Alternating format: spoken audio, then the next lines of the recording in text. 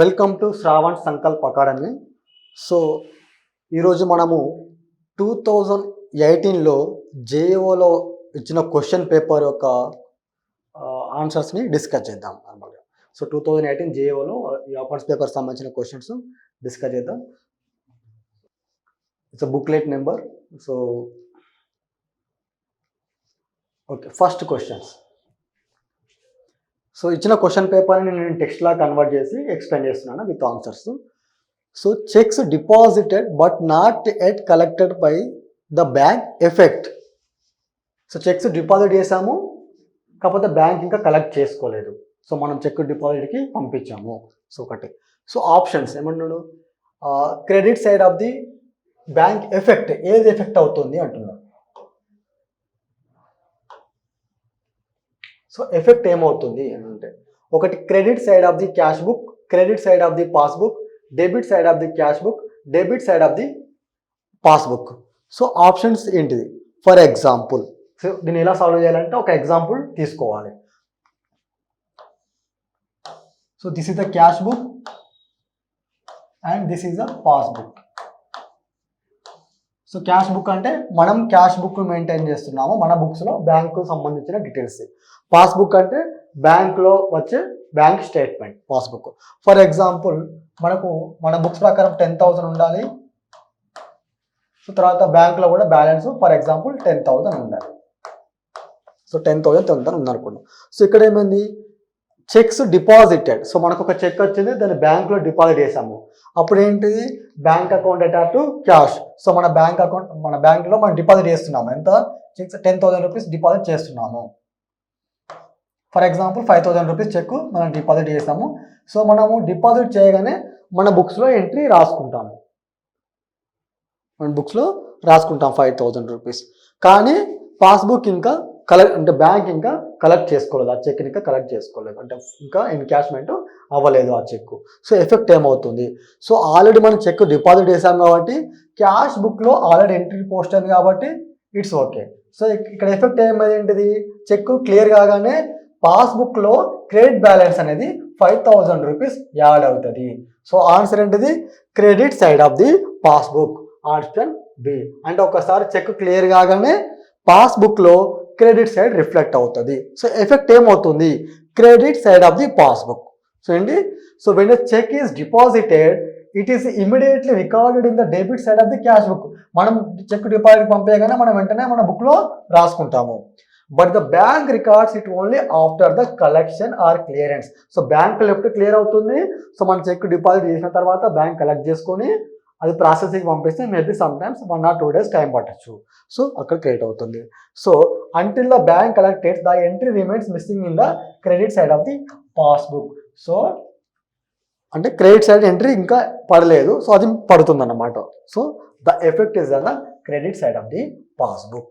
So ఇచ్చిన క్వశ్చన్కి ఒక ఎగ్జాంపుల్ తీసుకొని అజ్యూమ్ అనుకొని దాన్ని ఆన్సర్ ఈ విధంగా సాల్వ్ చేయాలి. Option B is the correct answer.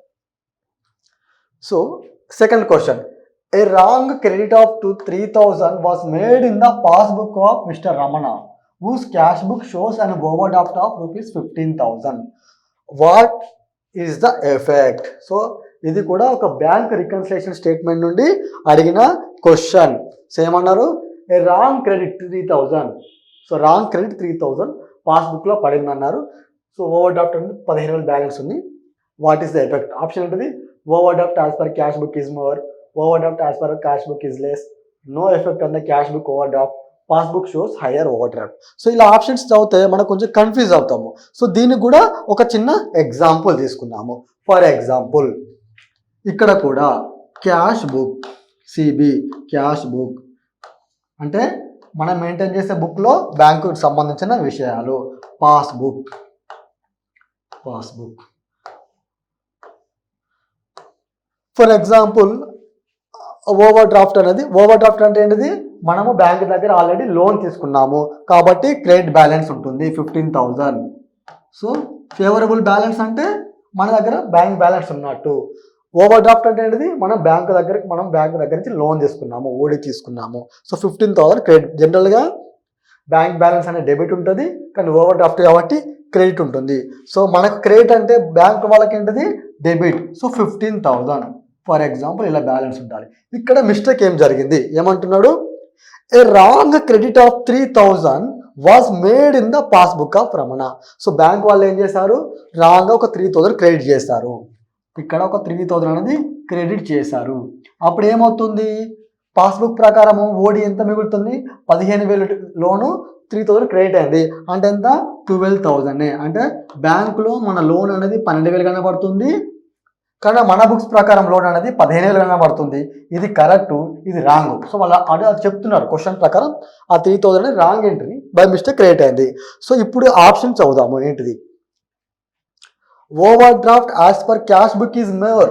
So ఏంటిది, ఓవర్ డ్రాఫ్ట్ అనేది క్యాష్ బుక్లో ఎక్కువ కనబడుతుంది. ఎస్, పాస్బుక్లో 12,000 కనబడితే క్యాష్ బుక్లో 15,000 కనబడుతుంది. Option A is correct answer. But check remaining options కూడా చెక్ చేద్దాము. Overdraft as per cash book is less, తక్కువ కనబడుతుందా, లేదు. ఇక్కడ 15,000, అక్కడ 12,000, 15,000 ఎక్కువ వాటిల్లోనూ more. Second option is correct కాదు. No effect on cash book overdraft. So effect అవుతుంది. సో ఎందుకంటే 15,000 కనబడుతుంది కాబట్టి. Passbook shows higher overdraft. పాస్బుక్లో హయ్యర్ ఓవర్ డ్రాఫ్ట్ చూపెడుతుందా, కాదు. పాస్బుక్లో లోయర్ ఓవర్ డ్రాఫ్ట్ చూపెడుతుంది. ఇన్స్టెడ్ ఆఫ్ 15,000 బదులు ఇక్కడ 12,000 మాత్రమే చూపెడుతుంది. So option D also correct, incorrect. So option A is right answer. చూసుకుందాం. The passbook has extra credit of 3,000 which means show less overdraft. Yes, the cash book still shows 15,000 overdraft. Therefore, the cash book overdraft appears more than the passbook of overdraft. So, overdraft అనేది passbook అంటే cash book లో ఎక్కువ కనబడుతుంది. So, this is the answer for second question. So, we will go to next question. So, question number 3. Identify the expenses which cannot be shown in the profit and loss account. So, వాళ్ళు ఏం చేస్తున్నారు, కొన్ని expenses ఇచ్చి ఇది profit and loss అకౌంట్లో రాదు అంటున్నారు. ఏ ఎక్స్పెండిచర్ రాదు? ఫర్ ఎగ్జాంపుల్ సాలరీస్ అనేది expenditure, it's nominal account, profit and loss అకౌంట్లో డెబిట్ చేస్తాము. సో ఇది కరెక్ట్ ఆన్సర్ కాదు. ఆన్సర్ అనేది cannot be shown, it should be shown. So కాదు. Next, paid advertisement expenditure. So advertisement అంతా కూడా ఇది expenditure, it's nominal account, profit and loss అకౌంట్లకి దీన్ని కూడా డెబిట్ చేస్తాము. సో ఈ ఆప్షన్ కూడా wrong. Next, insurance premium paid. Suppose మన బిజినెస్కి సంబంధించిన కొన్ని అసెట్స్ కానీ బిల్డింగ్స్ కానీ ఏమైనా ఉంటే కూడా వాటికి ఇన్సూరెన్స్ చేస్తాము. ఇట్స్ అ బిజినెస్ ఎక్స్పెండిచర్ కాబట్టి ఇది expenses, it is a nominal account, it should be shown as debit side of the profit and loss account. So ఈ ఆప్షన్ కూడా wrong. Next, fourth option, insurance of the proprietor owner paid. So insurance, ప్రొప్రైటర్కి insurance pay చేస్తున్నాము. Proprietor కనుక ఏమైనా insurance pay చేస్తే అది business expenditure కాదు, personal expenditure. So business యొక్క క్యాష్ పే చేస్తున్నాం కాబట్టి it's a drawings. So drawings అనేది ప్రాఫిట్ అండ్ లాస్ అకౌంట్లో మనము చూపెట్టము. డ్రాయింగ్స్ అనేది క్యాపిటల్ అకౌంట్లో వాళ్ళ బ్యాలెన్స్ని రెడ్యూస్ చేస్తాము. So therefore option D is the correct answer. So we'll go to next question. There was a loss of stock of 25,000 due to fire. So fire accident అయింది బిజినెస్లో, గోడౌన్లో. వాటి వల్ల 25,000 rupees worth of stock loss అయ్యాము. Though stock is insured party 15,000. So 25,000 వస్తువు loss అయితే మనకు 15,000 rupees insurance party వాళ్ళు pay చేస్తున్నారు. ఎంత? 15,000. What is the correct journal ఏంటి? What is the correct journal ఏంటి? సో మనకు టోటల్ ఎంత ఎక్స్ప్లెనేషన్లో 25,000 రూపీస్, 25,000 అందులో 15,000 వాళ్ళు ఇస్తున్నారు. సో మనకు నెట్గా లాస్ ఎంత? 10,000.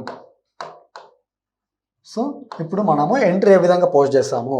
So insurance account debtor 15,000. So insurance account ఎందుకు డెబిట్ చేస్తాము? ఎందుకంటే ఇన్సూరెన్స్ అకౌంట్ నుంచి డబ్బులు మనకి రావాలి. It's similar to debtor. Debtor అంటే ట్రేడ్ వల్ల చేసిన దాని మీనింగు, కానీ ఈ ఎగ్జాంపుల్లో సిమిలర్ అదే ఎగ్జాంపుల్ తీసుకున్నాము. సో డెబిట్ ఒక బ్యాలెన్స్ అకౌంట్ ఉందంటే వాళ్ళు మనకు డబ్బులు ఇవ్వాలి.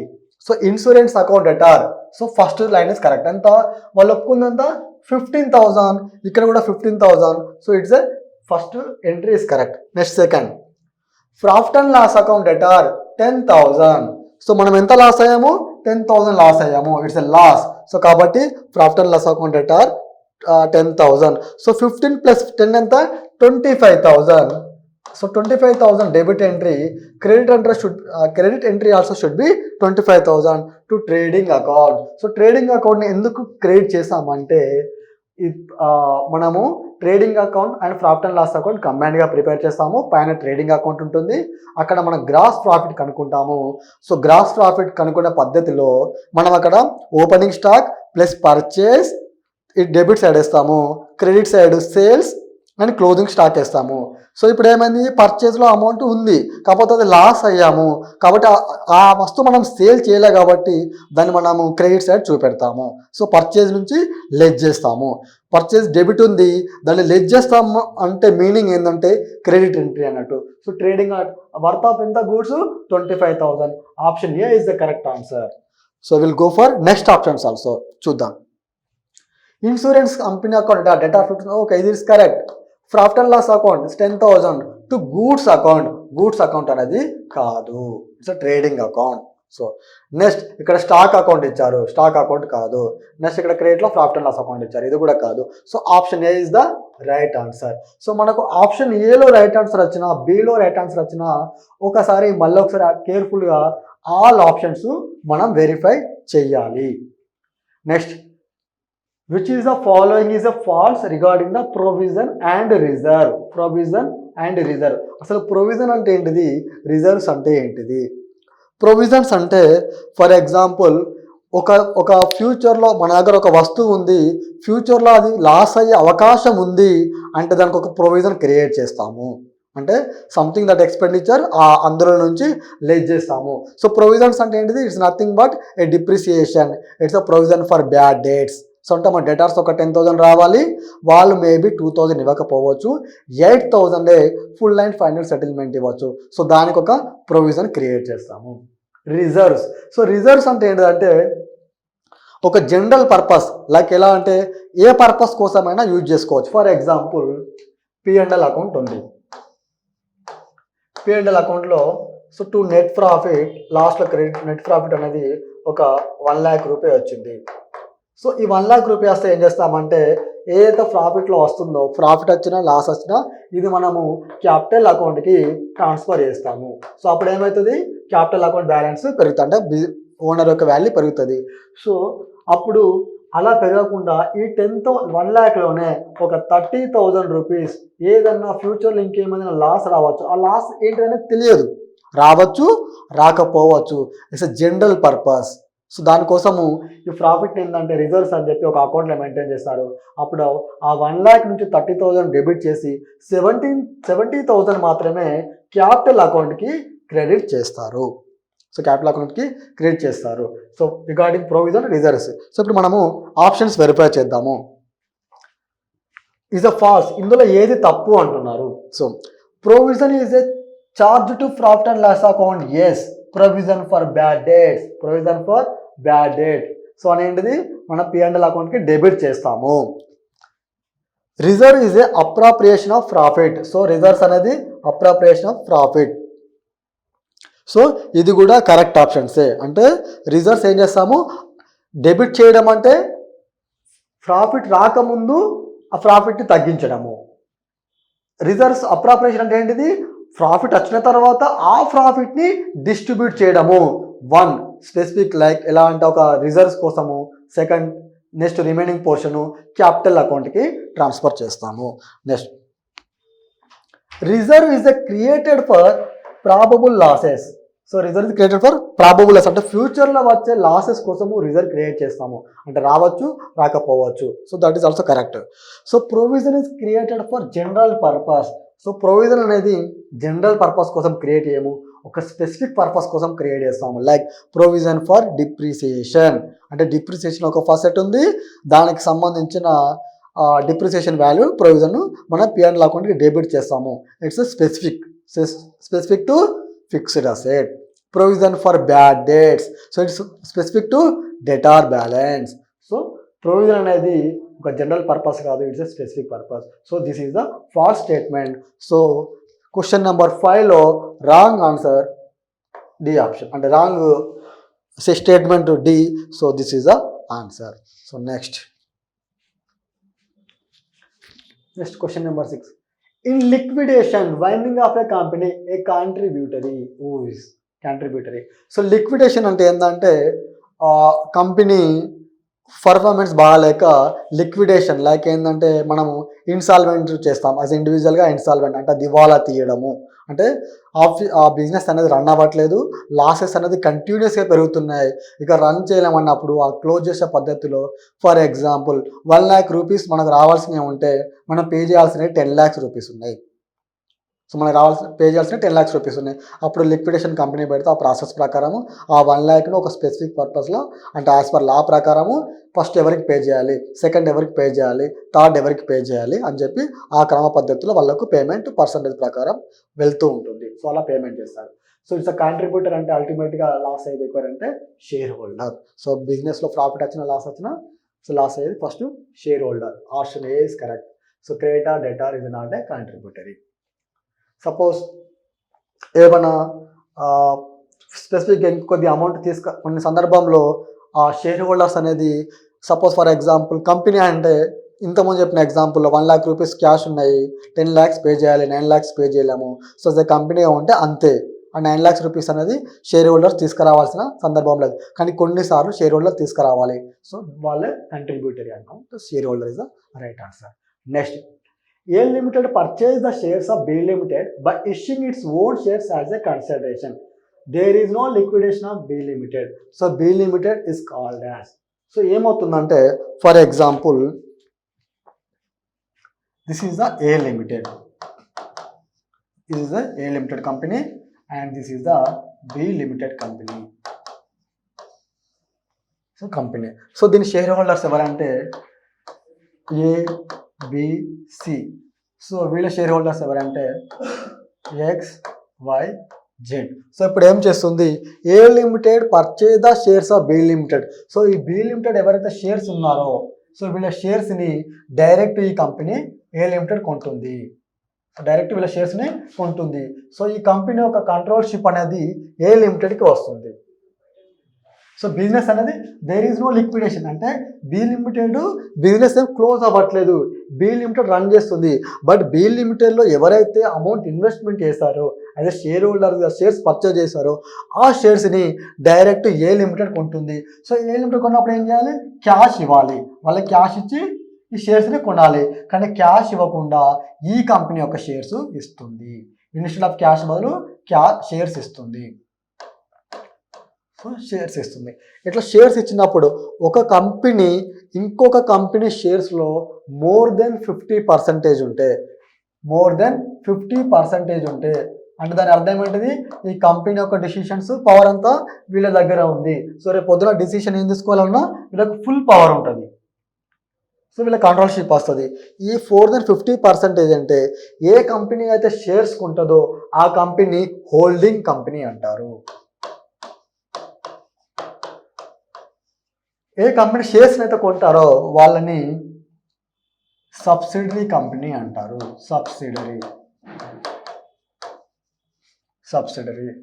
So is they and now B limited is called as. So B limited ని ఏమని పిలుస్తారు ఇప్పుడు, ఏ లిమిటెడ్ అయితే హోల్డింగ్ కంపెనీ, బి లిమిటెడ్ అయితే subsidiary company. So subsidiary option is right answer. Associate company కాదు, subsidiary company correct. Acquiring company కాదు, holding company కాదు. Holding company ఏదంటే ఏ కంపెనీ హోల్డ్ చేస్తుంది కాబట్టి, బి లిమిటెడ్ వాళ్ళ షేర్స్ అమ్ముకుంటుంది కాబట్టి.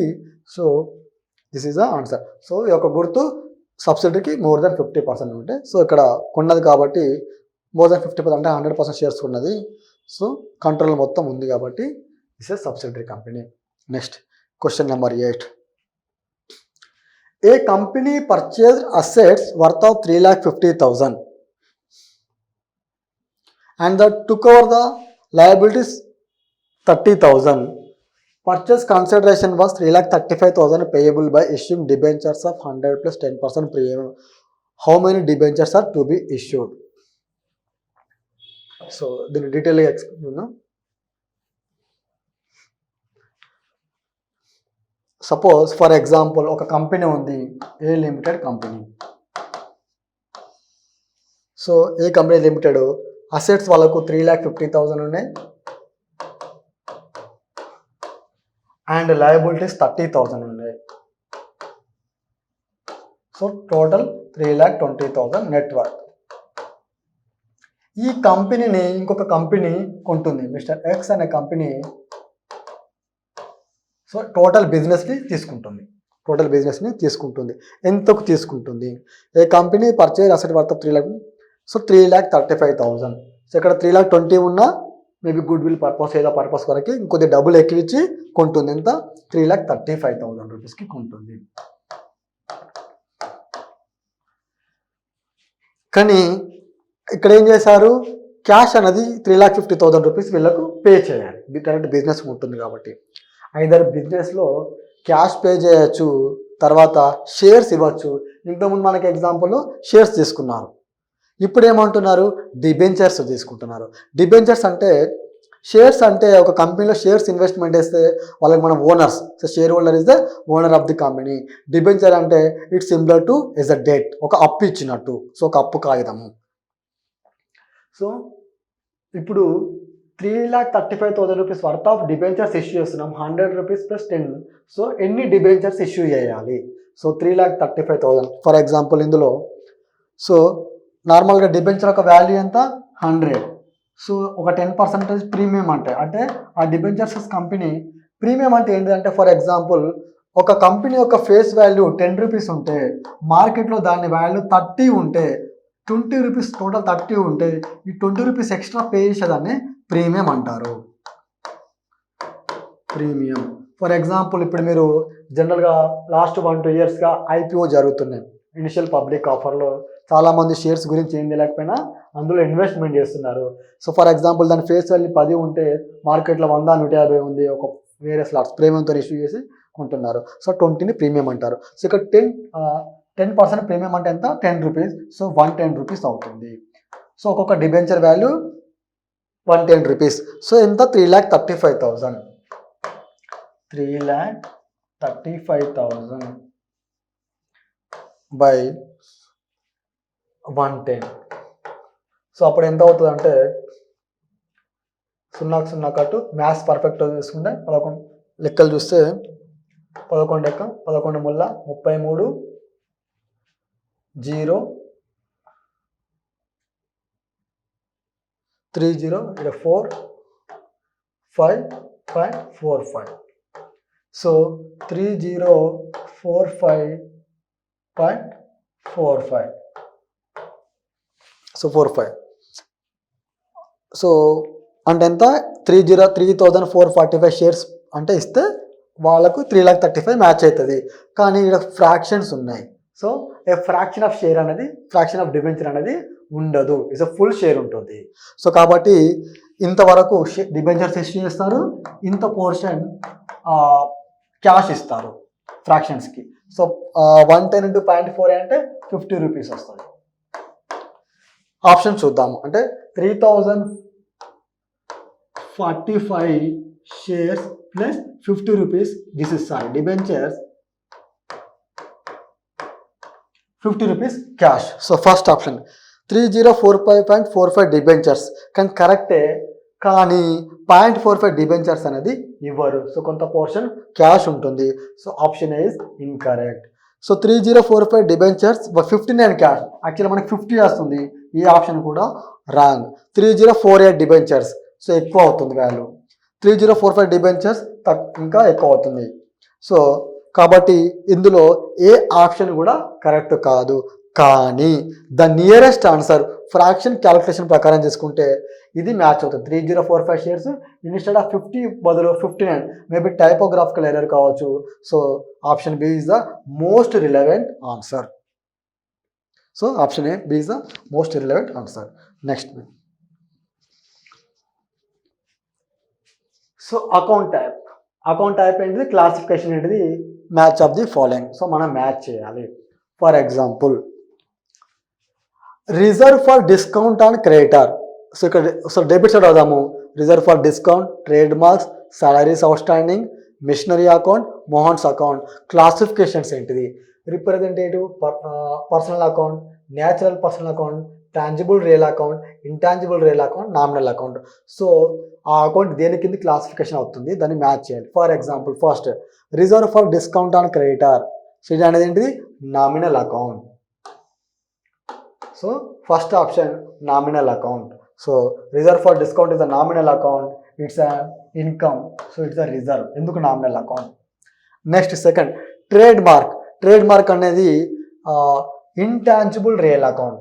సో ఇంటాంజిబుల్ అంటే, టాంజిబుల్ అంటే మన కంటికి కనపడేది, ఫిక్స్డ్ అసెట్లో. ఫర్ ఎగ్జాంపుల్ బిల్డింగ్ మన కంటికి కనబడుతుంది, it's a tangible asset.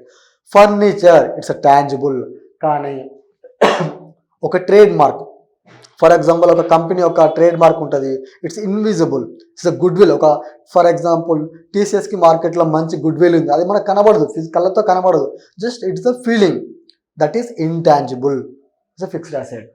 Like so trademark అనేది intangible real account.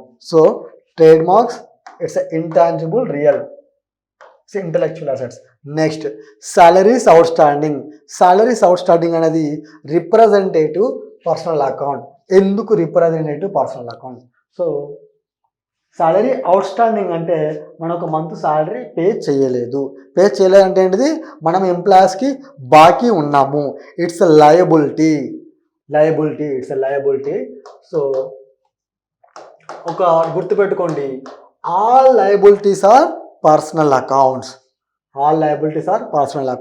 but all personal accounts are not liabilities, because debtor is a personal account but it's not a liability, it's an asset. So debtor for but all liabilities are personal account. So ikkada representative ante direct person పేరు ఉంటే direct personal natural personal account వస్తుంది. But ఇక్కడ liability అనేది different name తోటి ఉంది, salaries outstanding తోటి, liability తోటి. So it's a representative personal account. So salaries outstanding. Next machinery. So machinery is a, ఒక మిషనరీ ఉంది, machine. So it's a tangible real account, because it's a physical fixed asset. Next Mohan's account. So Mohan అనేది personal account, is a natural person's account. So Mohan's account natural person's account. So ఇక్కడ paper type చేసినప్పుడు option 1 and option B both సిమిలర్గా type చేయబడింది, but ఈ classification example తీసుకోండి. Next bills receivable discounted but may be dishonoured is shown as. So bills receivable అంటే మనము subsidiary books prepare చేసినప్పుడు discuss చేసాము. సో ఇన్స్టెడ్ ఆఫ్ మనకు క్యాష్ ఇమ్మీడియట్ ఇచ్చే బదులు మనకు ఒక బిల్ ఇస్తారు. ఆ బిల్ కనుక మనకు వేరే వాళ్ళకి ఇస్తే, సపోజ్ 100 రూపీస్ బిల్ వాల్యూ ఉంటే వాళ్ళు డిస్కౌంట్ చేసుకున్నా అంటే 100 రూపీస్ అనేది ఎప్పుడు వస్తుందంటే 1 month తర్వాత వస్తుంది, దాని డ్యూ డేట్ వచ్చేసి ఫర్ ఎగ్జాంపుల్. కానీ మనకి ఇమ్మీడియట్లీ అది వాల్యూ కావాలన్నప్పుడు ఏదైనా ఒక దగ్గరికి వెళ్ళి దాన్ని డిస్కౌంట్ చేసుకుంటే ఫర్ ఎగ్జాంపుల్ 98 రూపీస్కి మనకు ఆ వాల్యూ వస్తుంది. సో అలా వచ్చినప్పుడు బట్ మేబీ డిజానర్. సో ఇక్కడ టైం ఏమవుతుందంటే ఈ 98 మళ్ళీ 1 month తర్వాత మళ్ళీ మనం పే చేయాల్సి ఉంటుంది. సో డిజానర్ అంటే మేబీ ఆ బిల్ అనేది 1 month తర్వాత వ్యాలిడ్ కావచ్చు, డిజానర్ కావచ్చు. అంటే ఎవరైతే మనకు బిల్ ఒరిజినల్ ఇచ్చారో వాళ్ళు ఇవ్వకపోతే డిజాన్ అంటారు. సో డిజాన్ అంటే ఫ్యూచర్లో మనకు ఒక లయబిలిటీ ఏర్పడే అవకాశం ఉంది. సో కాబట్టి ఇంకా క్లారిటీ లేదు. ఆల్రెడీ డిజానర్ అయితే ఇస్ ఎ ఎక్స్పెండిచర్, మనము ఆ ఛార్జెస్ ఏదైతుంటే మనం లయబిలిటీ కింద క్రియేట్ చేస్తాము. Maybe dishonour. So there is a contingency అంటే జరగచ్చు, జరగకపోవచ్చు. సో కాంటింజెన్సీ అనేది లయబిలిటీ. సో రెవెన్యూ ఎక్స్పెండిచర్ కాదు, క్యాపిటల్ ఎక్స్పెండిచర్ కాదు, లాస్ ఆన్ అసెట్ కాదు, it's a contingent liabilities. Contingent liabilities మన బుక్స్ ఆఫ్ అకౌంట్లో ఎక్కడ మెన్షన్ చేయము, కానీ బుక్స్ ఆఫ్ అకౌంట్స్ ప్రిపేర్ చేసిన తర్వాత నోట్స్ టు అకౌంట్స్లో అంటే profit and loss account balance sheet prepare చేసిన తర్వాత కింద నోట్స్ టు అకౌంట్ ప్రిపేర్ చేస్తాము. లైక్ ఫర్ ఎగ్జాంపుల్ మేము ఫిక్స్డ్ అసెట్స్ డిప్రిసియేషన్కి ఈ మెథడ్ ఫాలో అయ్యాము, క్లోజింగ్ స్టాక్ వాల్యుయేషన్కి మేము ఈ మెథడ్ ఫాలో అయ్యాము, ఇన్వెస్ట్మెంట్స్కి మేము ఈ మెథడ్ ఫాలో అయ్యామని ఆ నోట్స్ టు అకౌంట్ ప్రతి స్టెప్ మనం ఏవైతే అజంప్షన్స్ తీసుకున్నామో, ఏవైతే రూల్స్ పాటించామో, ఏవైతే మెథడ్స్ మనం ఫాలో అయ్యామో వాటిని క్లియర్గా మెన్షన్ చేస్తాము. ఆ మెన్షన్ చేసే దగ్గర ఒక పాయింట్లో ఈ కాంటింజెంట్ లయబిలిటీ అనేది మనం మెన్షన్ చేస్తాము. బుక్స్ ఆఫ్ అకౌంట్స్లో ఎక్కడ it's a parts of notes to account. Ledger is also known as. So మనం ఫస్ట్ ఏం చేస్తాము, ట్రాన్సాక్షన్స్ జరిగిన తర్వాత జర్నల్ ప్రిపేర్ చేస్తాము. జర్నల్ ప్రిపేర్ చేసిన తర్వాత లెడ్జర్ ప్రిపేర్ చేస్తాము. సో ఈ లెడ్జర్ని ఏమంటారు, దానికి ఆల్టర్నేటివ్ నేమ్ ఏంటిది? So first answer subsidiary book. So ledger అంటే సబ్సిడరీ బుక్ కాదు. మనం ప్రిపేర్ చేసే జర్నల్స్లో ఈ బుక్స్ మెయింటైన్ చేసే క్రమంలో మనం ఏంటిది subsidiary books, 8 types of subsidiary books maintain చేస్తాము. That is sales books, sales returns, purchase book, purchase returns, cash book, bills receivable, bills payable, ఇట్లా అకౌంట్స్ మెయింటైన్ చేస్తాము. Next general ledger. So is a part of books, it's a part of general. Next books of original entry. Books of original entry అంటే journal మనం ఎప్పుడైతే first entry చేస్తామో దాన్ని general అంటాము, books of original ఎంట్రీని. Next ఇది కూడా option కాదు.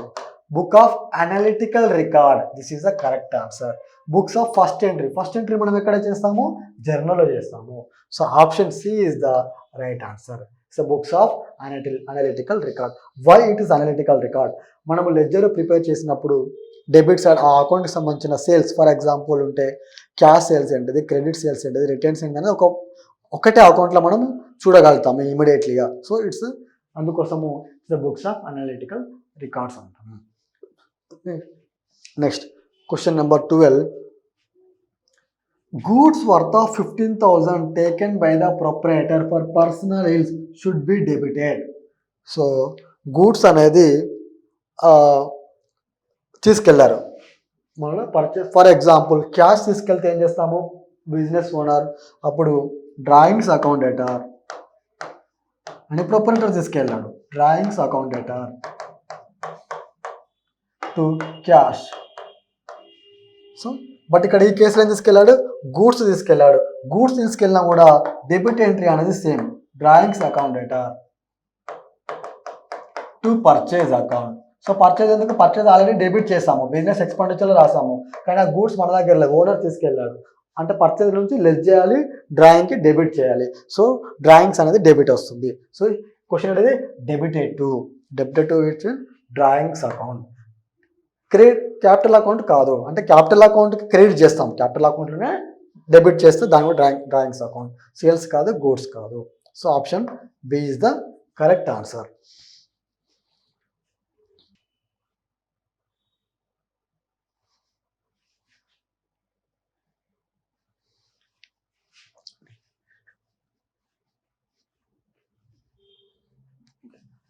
Next, depreciation is charged on which of the following? Depreciation is charged which of the following? So depreciation అనేది దేని మీద ఛార్జ్ చేస్తాము, దేనికి అగెనెస్ట్గా ఛార్జ్ చేస్తాము? Answer fixed asset, current asset, fictitious asset, intangible assets only. కాదు, fixed asset. Depreciation అనేది fixed assets మీద charge చేస్తాము. Option A is the right answer. Next, income and expenditure account is similar to which account? So income and expenditure. So income and expenditure అంటే ఏంటి అంటే organisations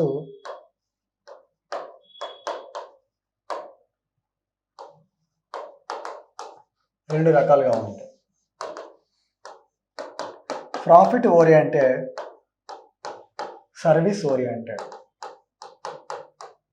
అంటే non profit. అంటే ప్రజలకు సేవ చేయడం కోసము కొన్ని ఆర్గనైజేషన్స్ ఉంటాయి. ఫర్ ఎగ్జాంపుల్ హెల్పింగ్ హ్యాండ్ లాంటి కొన్ని సంస్థలు ఏంటంటే వాటి బిజినెస్ రన్ చేస్తుంది, కాకపోతే వాటి యొక్క ఫండ్స్ని ప్రజల సేవ కోసం ఖర్చు పెడుతుంది. సో ఇక్కడ ప్రాఫిట్కి సంబంధించిన ఏంటి, నార్మల్ కంపెనీస్, కమర్షియల్ కంపెనీస్ ఇక్కడ ఉంటుంది. సో వీళ్ళకు ఇన్కమ్ అండ్ స్టేట్మెంట్ ప్రిపేర్ చేసినప్పుడు ప్రాఫిట్ అండ్ లాస్ అకౌంట్ అని వాడతాను. ఎందుకంటే ప్రాఫిట్ వచ్చిందా, లాస్ వచ్చిందా. వీళ్లకు యూజ్ చేసే statement income and expenditure. So మనకి ఇన్కమ్ ఎంత వచ్చింది, మన ఎక్స్పెండిచర్ ఎంత ఖర్చు చేసాము అంటే ఇక్కడ ఏంటిది ఎంత వచ్చింది ఎంత ఖర్చు పెట్టాము. ఇక్కడ ఏంటిది అల్టిమేట్గా ప్రాఫిట్ వచ్చిందా లాస్ వచ్చిందా, వాళ్ళ మెయిన్ ఓరియంటేషన్ ఏంటి ప్రాఫిట్ ప్రాఫిట్ ప్రాఫిట్. సో దానికి ఈ వర్డ్ యూజ్ చేస్తాము, వాటికి మనకి ఎంత వచ్చింది మనం ఎంత ఖర్చు పెట్టాము. So both are similar account but organisations point of లో ఎవరు ఎలా యూజ్ చేస్తారు. సో ఇక్కడ ఏమన్నాడు ఇన్కమ్ అండ్ ఎక్స్పెండిచర్ అకౌంట్.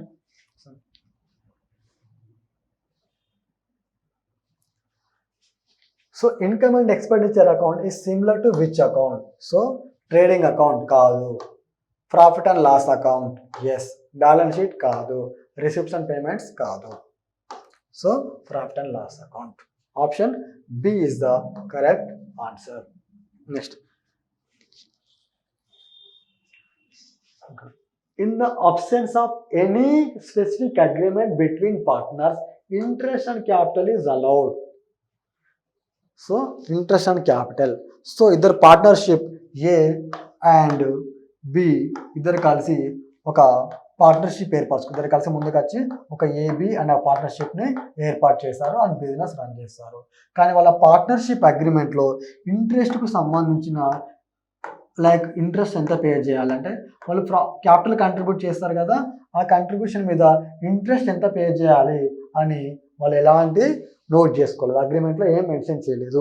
అప్పుడు వాళ్ళకు మన బుక్స్ ఆఫ్ అకౌంట్స్ ప్రిపేర్ చేసినప్పుడు మనం మ్యాక్సిమం ఎంతవరకు ఇంట్రెస్ట్ వాళ్ళకు పే చేయొచ్చు యాజ్ పర్ పార్ట్నర్షిప్ యాక్ట్ ఏం చెప్తుందంటే ఇంట్రెస్ట్ అండ్ క్యాపిటల్ అనేది అగ్రిమెంట్లో లేకపోతే ఇట్స్ నాట్ అలౌడ్.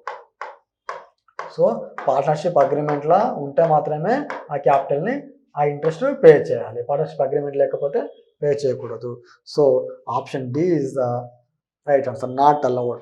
ఒకవేళ ఎంత పర్సంటేజ్ మ్యాక్సిమం పే చేయొచ్చు అనేది వాళ్ళ అగ్రిమెంట్లో ఒక దాని ప్రకారం ఉంటుంది. But in the options profit and loss account shares, suppose ఎవరికి ఎంత ప్రాఫిట్ ఎవరికి ఎంత లాస్ అంటే ప్రాఫిట్ లాస్ షేరింగ్ మెన్షన్ చేయకపోతే పార్ట్నర్షిప్ యాక్ట్ ఈచ్ పర్సన్కి 50% అని చెప్పి తీసుకోవచ్చు, ఇర్రెస్పెక్ట్ ఆఫ్ వాళ్ళు ఎంత అమౌంట్ ఇన్వెస్ట్మెంట్ చేసినా. ఒకళ్ళు ₹1,00,00,000 ఇన్వెస్ట్మెంట్ చేసి ఇంకొకరు 10 లక్షలు ఇన్వెస్ట్మెంట్ చేసినా ఆ బిజినెస్లో కనుక ప్రాఫిట్ అండ్ లాస్ వస్తే ఇద్దరు ఈక్వల్గా షేర్ చేసుకోవచ్చు అగ్రిమెంట్లో ఏం మెన్షన్ చేయకపోతే, అది పార్ట్నర్షిప్ యాక్ట్ ప్రకారము. కానీ ఇంట్రెస్ట్ అనేది నాట్ అలౌడ్. నెక్స్ట్,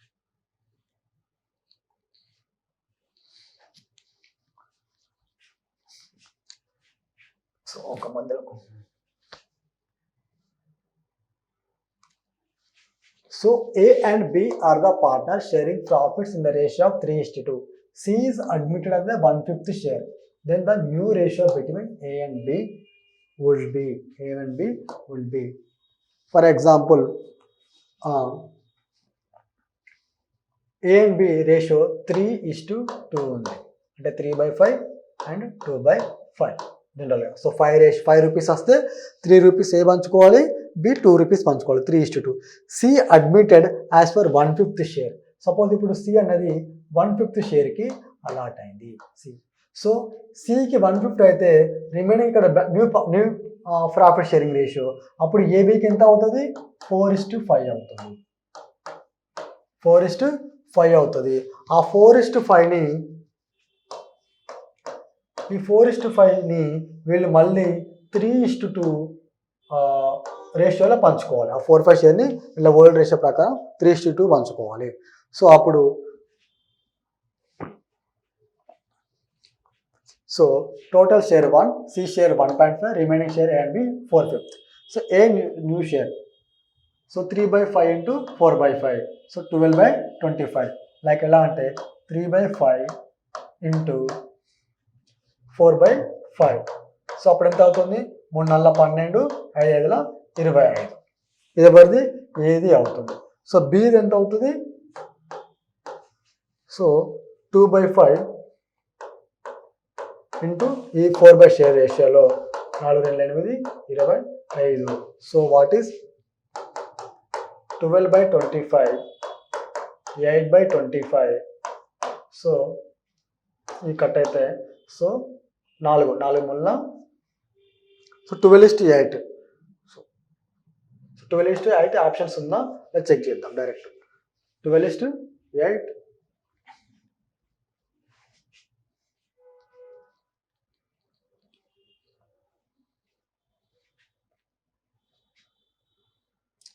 సో 12:8 అంటే 4 ముళ్ళ 4 రెండ్ల, సో 3:2.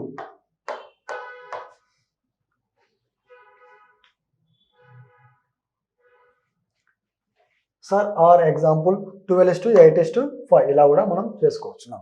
సో ఆప్షన్స్లో different. The unsold portion of goods sent to consignment is called. Consignment అంటే ఏంటిది? మళ్ళీ కాన్సెప్ట్, కన్సైన్మెంట్ అంటే ఏంటిది? సో మనము ఒక గూడ్స్ మన దగ్గర ఉన్నాయి, ఫర్ ఎగ్జాంపుల్ వేరే మన గూడ్స్ని వేరే పార్టీ వాళ్ళు సేల్ చేస్తారు ఫర్ ఎగ్జాంపుల్. సో మనం గూడ్స్ని వాళ్ళకు ఒక కన్సైన్మెంట్ బేసిస్ ప్రకారం వాళ్ళకు పంపిస్తాము. అది సేల్ అయ్యే వరకు మనం ఇక్కడి నుంచి గూడ్స్ ట్రాన్స్పోర్ట్ చేయడము, అక్కడ వాళ్ళకి అరేంజ్ చేయడము, వాళ్ళు సేల్ అయ్యే వరకు అల్టిమేట్గా దాని యొక్క రెస్పాన్సిబిలిటీ ఫుల్లీ మనదే. ఫుల్ రెస్పాన్సిబిలిటీ మనది. ఫర్ ఎగ్జాంపుల్ టాటా షోరూమ్ ఉంది. టాటా షోరూము నీకు ఒక ఊర్లో ఆథరైజేషన్ పెట్టుకున్నాం అనుకో, for example as a dealer లాగా. కొన్నిసార్లు ఎలా ఉంటుందంటే టాటా షోరూమ్ వాళ్ళని కార్లు ఇస్తారు, అక్కడ నువ్వు డిస్ప్లే చేయాలి. అది అల్టిమేట్గా సేల్ అయ్యే వరకు టాటా షోరూమ్దే కంపెనీ. రేపు పొద్దునైనా ఫైర్ యాక్సిడెంట్ కానీ వచ్చేటప్పుడు రోడ్ ట్రాన్స్పోర్ట్లో యాక్సిడెంట్ అయినా కూడా, ఏమైనా లాస్ అయినా కూడా ఆ కంపెనీదే బాధ్యత, మనది ఏది ఉండదు. సో మనం ఏంటంటే జస్ట్ ఆ డిస్ప్లే చేసి వచ్చిన పార్టీకి అమ్మడము. సో ఇట్లా కన్సైన్మెంట్ బేసిస్ ప్రకారం కూడా వస్తువులు సేల్ చేస్తాము. So unsold portion of goods అంటూ మన గూడ్స్ని వాళ్ళకు పంపించాము. అక్కడ సపోజ్ ఇక్కడ ఎక్స్ అనే పర్సన్ ఓనరు బిజినెస్ రన్ చేస్తున్నాడు, ఇక్కడ ఏ అనే పర్సన్కి గూడ్స్ పంపించాడు. ఎంత? ఒక 100 యూనిట్స్ పంపించాడు. సపోజ్ ఒక 100 కార్స్ పంపించాడు, అందులో ఒక 20 కార్స్ ఇంకా అన్సోల్డ్ అవ్వలేదు, 80 సేల్ అయినాయి, 20 బ్యాలెన్స్ ఉన్నాయి. సో ఈ 20 క్లోజింగ్ స్టాక్ అనేది the unsold portion of goods and consignment calls ఏంటిది? Option A is a consignment stock, closing stock, goods in transit stock, abnormal stock. For example దీన్ని consignment stock అంటాము. So other options ఎందుకు కాదు? Closing stock మన బుక్స్లో మనం direct maintain చేస్తే మన దగ్గర ఉన్న గోడౌన్లో ఉన్న వాటికి క్లోజింగ్ స్టాక్ అంటాము. ఏవైతే గూడ్స్కి కన్సైన్మెంట్ పంపిస్తామో separate books of accounts maintain చేస్తాము, అక్కడ ఉన్న స్టాక్ని కన్సైన్మెంట్ స్టాక్ అంటాము. క్లోజింగ్ స్టాక్ అంటే మళ్ళీ సపరేట్గా మన దగ్గర ఉన్న స్టాక్ వాల్యూ అని అంటాం. Goods in transit already receive అయినాయి, గూడ్స్ సెండ్ చేస్తాము, రిసీవ్ అయినాయి, వాళ్ళ దగ్గర ఉన్నాయి. సో గూడ్స్ ఇన్ ట్రాన్సిట్ కాదు ఎగ్జాంపుల్. అబ్నార్మల్ స్టాక్ కాదు. So goods sent to consign remains properties until sold. So the property ఎవరిది? కన్సైన్ ఇది. Unsold goods at the end of the period are called consignment stock or closing stock of consignment. Closing stock of consignment, not direct closing stock. So గుర్తు. So option A is the right answer. Under which system is only one aspect of transaction recorded? So under which అంటే ఒక ట్రాన్సాక్షన్స్ని మనము రెండు వైపులా record చేస్తాము. One is debit, one is credit. దాన్ని మనము double entry system అంటారు. కొన్నిసార్లు కొంతమంది బుక్స్ డబుల్ ఎంట్రీ సిస్టమ్ కాకుండా ఓన్లీ సింగిల్ ఎంట్రీ, అంటే జస్ట్ సేల్ జరిగి ఒకటే దానిలో మెయింటైన్ చేస్తారు. సో వాటిని సింగిల్ ఎంట్రీ మెథడ్ అంటారు. So it's not a double entry, only one aspect ఒకేసారి రికార్డ్ చేస్తే single entry system. So direct answer B. Goodwill అనేది ఏంటిది? సపోజ్ గుడ్ విల్ అనేది ఏంటంటే మనకు కంపెనీకి ఉన్న ఒక మంచి పేరు. So it's a tangible asset కాదు. గుడ్ విల్ అనేది టాంజిబుల్ అసెట్ అంటే మన కంటికి కనబడే fixed assets like furniture, building, machinery. And fictitious asset కాదు. కరెంట్ అసెట్స్ కాదు. కరెంట్ అసెట్ అనేది ఏంటిది? Debtors, cash, stock. ఇదేంటిది? ఇంటాంజిబుల్ అసెట్, అంటే మన కంటికి కనబడని ఒక అసెట్. గుడ్ విల్ ఒక మంచి పేరు. మంచి పేరు అనేది కంటికి కనబడుతుందా? జస్ట్ మనం ఊహించుకుంటాం. Is a good person. ఇది గుడ్ పర్సన్ ఎక్కడ రాసి ఉంటుందా? రాసి ఉంటుంది, but it's good will.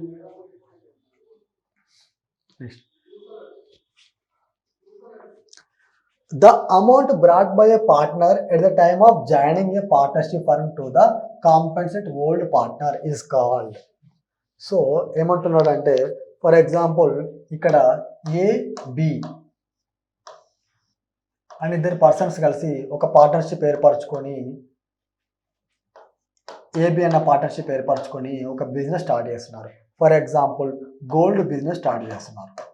So gold business start చేశారు. ఒక 5 to 10 years బాగా కష్టపడ్డారు ఇద్దరు. అంటే స్టార్టింగ్లో బిజినెస్ ఉండదు, లాస్ అవుతారు, కస్టమర్స్ని ఏర్పరచుకోవాలి, కొనే దగ్గర కరెక్ట్ కొనాలి, అమ్మాయి దగ్గర కరెక్ట్ అమ్మాలి, సో తూకం వేయడం, ఇవన్నీ లాసెస్ అన్ని బేర్ చేసుకుంటూ ఇప్పుడు ఒక 10 years తర్వాత సక్సెస్ఫుల్గా బిజినెస్ను రన్ చేస్తున్నారు మంచి ప్రాఫిట్స్ తోటి. సో అప్పుడు ఆ బిజినెస్ వీళ్ళ దగ్గర ఉన్న వాల్యూ, ఫర్ ఎగ్జాంపుల్ వీళ్ళ షేరు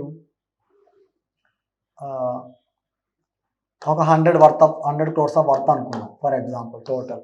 సో ఇప్పుడు ఏం చేస్తున్నారంటే కొత్తగా ఒక పార్ట్నర్ వస్తున్నాడు, సి అనే పార్ట్నర్ వస్తున్నాడు. కాంపన్సేటింగ్ ఎర్రర్ అంటే సాలరీస్ డెబిట్ చేసే బదులు రెంట్ డెబిట్ చేసాం అనుకున్నాం. సో ఏదో ఒక అకౌంట్ డెబిట్ చేస్తాం, ఏదో ఒక అకౌంట్ క్రెడిట్ చేస్తాం.